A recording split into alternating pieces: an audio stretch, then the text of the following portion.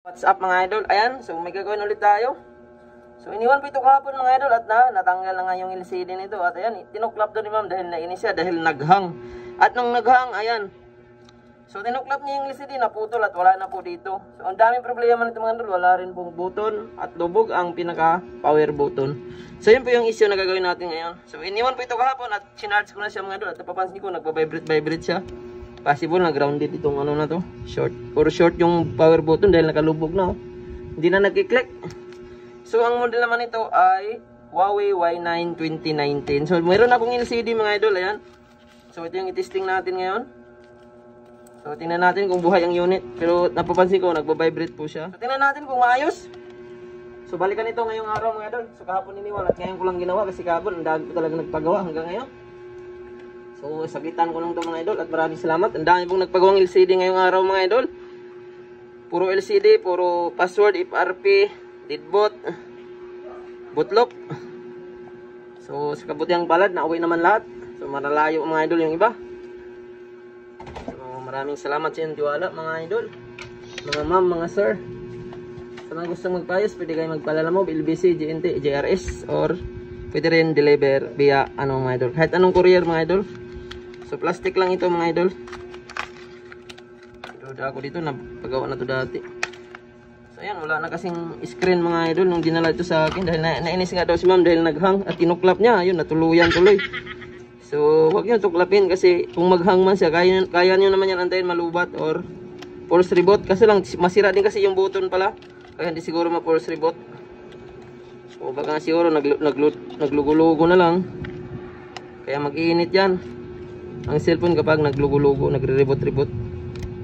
So fingerprint yan mga idol at battery ito. Tanggalin natin ito una. Sunod natin tanggalin ang mga screw. So original battery pa at medyo lobo na nga yung niya, oh. Banda sa BMS. Grabe sulit ang mga nagpagawa ngayong araw mga idol. Umaga pa lang. Kanina. Grabe sunod-sunod. Swerte naman tayo dahil kahit mag-isa lang ako gumawa dito ay sunod-sunod talaga siya. Pagkatapos ng isa, meron namang isa. Meron naman sunod. So, swerte pa rin tayo. So, sana may power switch pa to. So, meron din akong mga idol. Ayan. So, nabili ko ito dati. So, ang logo lang ito. Nabili ko. Kaso lang, yung switch nito ay yung power flex nito. Tinanggal ko na. Ayan, naputol lang nga to. Button na lang ang meron. Kaya, swerte naman tayo dahil button lang naman kailangan din natin. So, ayan, mga scrap to mga idol. Mga nabili ko na mga patay. So malaking tulong pa rin pag namili tayo ng mga scrap. Ito yung kalahati na naputol sa screen. Ayan. Ito yung mga idol, oh, naputol na kasi yung dito niya. Kaya ito na lang natirang sa pinakapuno. Kaya testing natin kung buhay bago natin tanggalin ang mga buttons o palitan. Pati yung power button palitan na natin yan kasi lubog na. At tingnan natin. Ayun, nag-automatic on yan. Sinasabi kaya pala nagbabibrate or kaya siguro naghanghang, nagpapatay-patay, kaya siguro inano ni ma'am, tinuklap yung screen. Kasi nag-automatic on mga idol, oh. So naipit yung switch button. Try natin tanggalin. Kaya napapansin ko kanina, nagbabibrate lang siya. Nagpapatay-patay, oh. Nag-automatic on, pag salpag pa lang natin ng battery, nag-automatic on na siya. Lubog na kasi ito. Kusa nang napipress ang power niya kapag lumubog na. Ayun, tuloy naman siya. Yun lang, may tama. Ay, akala ko may tama. Ayun, kusa siyang nag-off mga idol. Yan, mag-reboot siya. So yun yung napansin ko kanina nung wala yung Tapos chinarge ko kasi ito kahapon. Shorted siya ata yung switch. Tingnan natin iangat ito kung magtuloy. Pero napapansin ko nakalubog siya. So ito, okay naman yung LCD mga idol. Ayan, tuklapin na natin ito. Tuloy-tuloy tayo. Tanggalin natin yung button. Kapag sira ang switch nito, kailangan talaga ito palitan.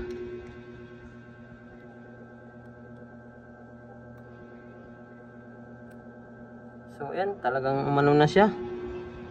Tumigas na yung buttons, hindi na matanggal.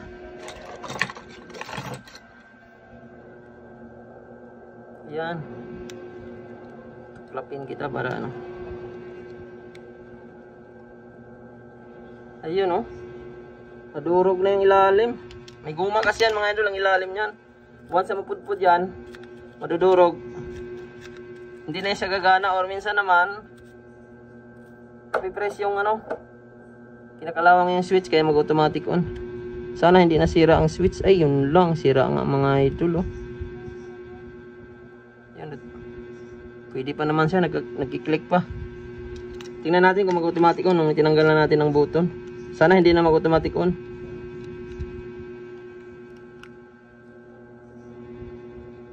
Yun lang, pag automatic on kailangan palitan ng switch talaga to. Pinutol ko pa naman yung ano nito, pag matlaking tulong sa ano, oh. Pinta ko kasi yung mga switch mga idol, wala na to, putol na to, oh. Nandito pa yung puno niya. Apatan ba naman ang switch nito, ayan, oh. So ayan, kalahati na lang natira, ay yung maliit na lang. So yung mga buttons ito, tanggalin na lang natin. Kasi goods pa, oh. Goods pang button, may lock pa siya. Yan. So kompleto pa mga idol, oh. Yan, meron pa siyang gitna. Yan ang naman importante dyan, yung gitna. So yung switch niya kailangan palitan. So kung wala ang mahanap na pinaka-switch talaga, ang ipapalit ko dyan, yung buo na rin. So meron kasi akong ibang ganito dyan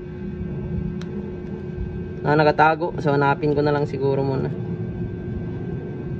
Yun, kompleto pa. Buo pa, linisan muna natin kasi naka-stack to, eh. Dami ng ano, dumi, oh. So ayan, meron na tayong switch at power button. So ang pinagkaiba nila mga idol, ayan, nadurog na. Yung isa sa akin kasi ayan, meron pang titi o yung tagatulak ng switch. Ito wala na to. Ikabay na natin yan. So dahil automatic on siya mga idol, ayan, tingnan nga natin, ilock na natin. Ay, okay pa naman siya. Automatic on nga, hindi na siya naglalak. Automatic na siya. So kailangan natin palitan ng power flex. Ayan, oh, namamatay-matay siya, oh. Buo na lang ilagay ko para mabilisan tayo dahil wala akong available na apatan na switch. Apat ang paan yan mga idol, hindi pwede dalawahan lang. So tanggalin na natin to. Ilagay muna natin yung screen siguro. So ingat pagtanggal ng battery mga idol, lalo kung hindi nyo kabisado, ha. Huwag kayong gumamit ng metal. So alalay lang, kung gagamit mga ng metal, alalay lang. So, lambot na yung battery, oh. Flexible ang battery mga idol. Kahit mayupi-yupi siya, pwede siya. Ayun, oh, yuping-yupi na nga, oh.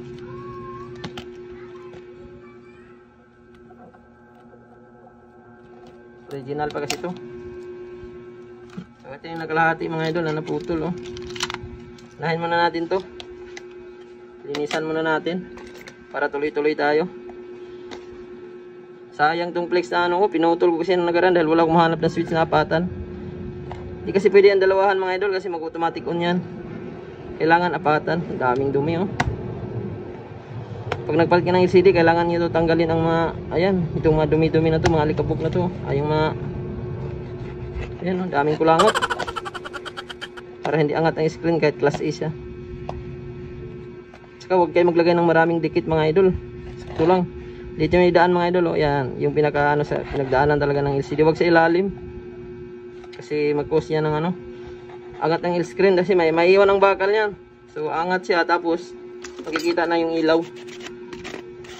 Gamit tayo ng ito, steel brush para matanggal yung mga kulangot-kulangot. Saktong-sakto lang to, baka ano to ngayon kasi kahapon din plus 3:21 eh. Anong oras na ba ngayon? Mag-3 na nga. Balikan daw niya ng ganun ding oras. Kasi kahapon, marami din akong ginawa mga idol at suki naman natin ang nagpagawa nito. Willing naman siya. Gusto na nga bayaran to, eh. Hindi ko muna tinanggap. Kasi hindi ako naniningil talaga hanggat di ko pa nagawa ang unit. Basta maiwan ng unit. So kahit di kayo mag-down ng mga parts o mayroon man tayong mga parts na bibilihin. Hindi po ako naniningil talaga kapag lalo kung hindi magawa kahit nagkabili na ako ng parts. Kasi mag-ano tayo. Magpo-produce talaga tayo ng parts para hindi mahirapan yung mga papagawa kasi yung hindi naman lahat kasi may mga nakikita ko pinapabili ng mga LCD tapos hindi naman magawa. So mas maganda siguro wag niyo nang pabilhin. Siguro sa mga malalayong lugar sa probinsya para sigurado din install lang ang gagawin, pwede naman. So kawawa na kasi minsan ang mga customer lalo kung hindi rin magawa. tama pa lang unit. Pero depende naman yan, may mga customer talaga na willing magawa kahit gagastos sila ng malaking pesa kahit hindi magawa.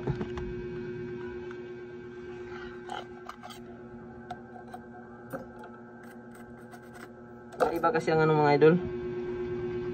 So may mga nasa probinsya, malayo sa parts, saka mahal, kaya hindi na magawang mamuhunan. May stock lang din. Dito kasi kagaya sa akin mga idol, kahit may stock ko siya, kaya ko siyang ibenta kasi maraming nagpapagawang mga LCD. Minsan kasi pag tumagal at lalo na kung may stock, bumababa na rin ang ano niya kung nasa probinsya ka. Hindi mo na masingil lang, medyo mahal kasi minsan kasi kung nasa probinsya, malayo sa parts talaga.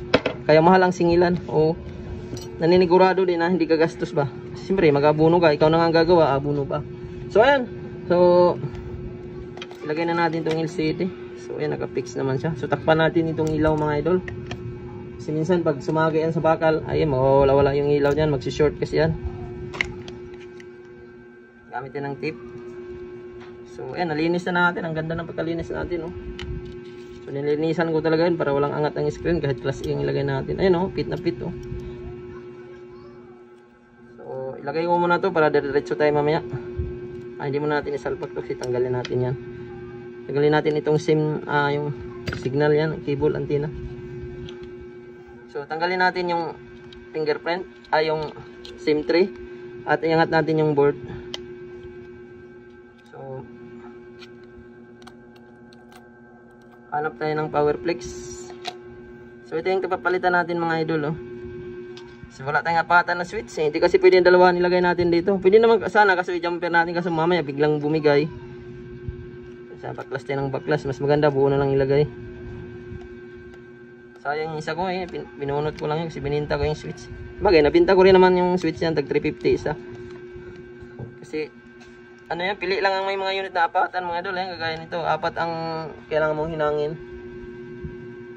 O pwede na kahit dalawa lang siguro mga idol, kabilaan. Di pwede kasi kung kabilaan lang, yung dalawahan lang, pag hinang mo kasi yan, mag-automatic on. Kaya yun ang naka-disadvantage sa apatan. Bihira lang naman yung apatan na switch. Madalas talaga dalawahan lang. So ayan, natanggal na natin. So ang buto natin nakaabang na. So yan yung papalitan natin, hanap muna ako. So ayan, meron tayong ano mga idol. So galing din ito sa unit, baklasin ko na lang. Yan.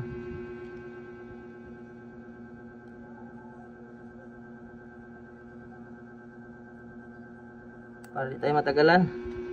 So kagandahan ito, urig pa rin naman to na switch boot. Power flex ang tawag pala nito. Ayan, oh. So malinis siya. Ito kasi ang napapansin ko dito, ayan, medyo kinalawang na siya, oh. Lawang na yung switch. Kaya ayan, ito ilagay natin. So urig na ano to. Power flex ang tawag dito mga idol. Connected sa volume power on off or volume down, volume up.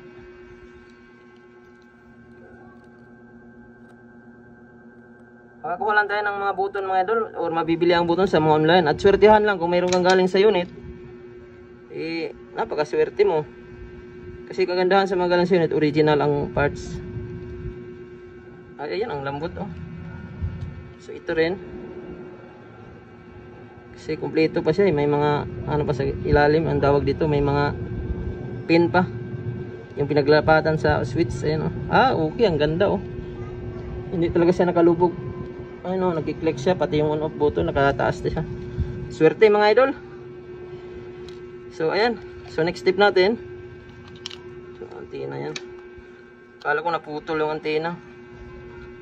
Sa isa ata yan. Antena sa signal pa naman yan. So ingat-ingat din yan pag nag-angat ganyan. Ingat kayo mag-angat kasi madalas nito maling angat. Ayan, gagaya na naputol. Doon na natin sa kabila na tinanggalan ko. Bagay sira naman na yun. O natanggal na siguro talaga yan. Hindi ko napansin na may naputol. Ayan. So salpak natin yung LCD. Antena. Yung antena cable, signal. Ayan, oh, ang ganda mga idol, oh. Swerte si ma'am. Nag-click siya, nakaangat siya, hindi nakalubog. Ayan, oh. Madalas kasi ng mga ganitong unit, nakalubog na ang pinaka volume button niya kapag tumagal kasi guma lang yan mga idol, nadudurog siya lalo na kung laging nababasa. So ito yung battery niya, medyo ano na, payok na. Payok, ang tawag ito, medyo bloated na konti. So original naman ito mga idol, kahit medyo bloated na, basta ayun, sure ball pa yan. Tingnan natin kung mag-display. Yun, okay mga idol. So medyo nakaangat ang LCD kanina kaya hindi agad lumabas. So ito, kahit matagal na siya na-stock, napakinabangan pa rin natin. Basag ang LCD nito nung binili ko mga idol. Bali pala to. Bali ang frame. So bagsak siguro yan. So yung board nito mga idol, ayan. Andyan pa. So may mga camera pa yan. Spare natin yan. Ayun, naglalak siya mga idol, no? So goods na. Sure bola, no? Angat na yung button. So swerte si ma'am dahil parehas original ang nilagay natin. So yun ang disadvantage mga idol kapag namimili ka ng mga sirang-sirang unit. So yung mga parts, laking tulong ang mga parts mga idol. So kaya mo masingil ng maganda-ganda at ang kagandahan hindi siya basta-basta madudurog or masisira kapag original na ang parts. Kung mas gusto ko pa yung galing sa unit ang ilalagay ko sa mga unit ng customer kasi walang back job talaga. Either kung replacement minsan, so alam na pag replacement. Kahit ako, technician ako, hindi ako gumagamit ng mga replacement lalo na LCD battery. So maghanap talaga ako ng ibang paraan na makahanap tayo. Kaya pag may magbenta, ayan, bilhin talaga natin yan. Lalo na ang battery kapag galing sa unit. So maraming kasing iba niyan, ayaw nila kasi sikanhanan. Hindi nila alam na yun pala yung pinakamaganda. Makunat talaga yan, swertihan lang yan, lalo yung battery na ganyan. Yun, ang battery pala nung sa akin ay nabinta ko na. Original. So walang back job kapag original. Meron kasing ibang mga idol, naghahanap talaga sila ng mga original na galing sa unit kasi mas matagal siya malubat or di siya basta-basta lumulubo. Either replacement siya mga idol kapag minsan na-overcharge mo ang mga battery, minsan madali na talaga yan malubat or lulubo. So ayan, swerte tayo. So, medyo bukot bloated na yun dito banda sa pinakano. So huli na tayo nagdidikit mga idol. So malinis naman siya. Dito magbukol-bukol. So ayan, ilang minuto lang natin pala ginawa. Ilang minutes pa ba? Wala pang 20 minutes. Basta may parts ka lang talaga ay napakaswerte talaga. Kaya kung gumagawa kayo, mas okay, mamimili ka ng mga scrap or yung mga patay-patay yung mga nagbibenta ba. Yung mga sira LCD. Kasi once na may maghanap yan, may mga buttons, kompleto pa, ay mabinta mo talaga, hindi ka na mahirapan mag-order. So mabinta mo pa ng magaganda-ganda. Saka mailigit sa lahat, hindi ka na mumuhunan ng malaki. Kasi kung mga sira-sira naman, kaya naman nabili ng 150, 100 yan. Minsan, bibigay na nga lang ng customer kapag hindi na maayos. So ayan, tingnan natin kung pitted yung likod. Ayan, pitted pa siya mga idol. So huli na tayo nagdidikit, balik na natin itong sim. So swerte ni ma'am nito. Ang ganda ng ano. Ang ganda ng mga buttons talaga. Parang back to normal na ang cellphone niya.